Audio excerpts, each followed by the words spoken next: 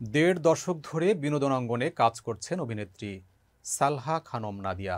অভিনয় দক্ষতা দিয়ে দর্শকদের মনে জায়গা করে নিয়েছেন তিনি।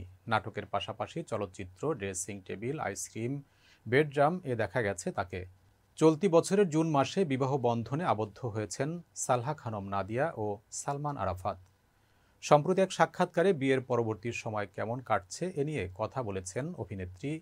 বিয়ের পরবর্তী সময় নিয়ে নাদিয়া বলেন, হানিমুনে যাওয়ার 2 দিন পর চলে আসছি, আলহামদুলিল্লাহ।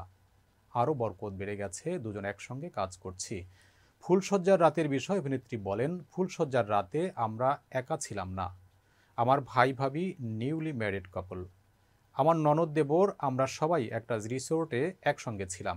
গল্প ডান্স করতে করতে আমাদের রাত পার হয়ে গেছে। এটা খুব মজার ছিল। নাদিয়ার কথায়, আমার মায়ের অনুপ্রেরণায় মিডিয়ায় পথ চলা শুরু। ইন্ডাস্ট্রিতে কোনো শত্রু নেই। নাটকের হিরো হিসেবে মনির খান, শিমুল ভাইকে বেশি ভালো লাগতো।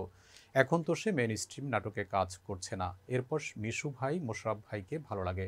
শাকিব খানের নায়িকা হয়ে কাজ করার অফার প্রসঙ্গে নাদিয়া বলেন, এটা নির্ভর করবে সিনেমাতে আমার ক্যারেক্টার কেমন হবে তার উপরে। তার সঙ্গে কাজ করতে কোনো সমস্যা নেই। এরপর বলেন, নাটকের চরিত্রের প্রয়োজনে অনেকবার বিয়ে করতে হয়েছে। বাসায় বিয়ের ও কাতানের শাড়ি 30টার মতো আছে। সালহা খানম নাদিয়ার ক্যারিয়ারে যেমন হিট বিজ্ঞাপন আছে, তেমনি হিট শর্ট ফিল্মও আছে।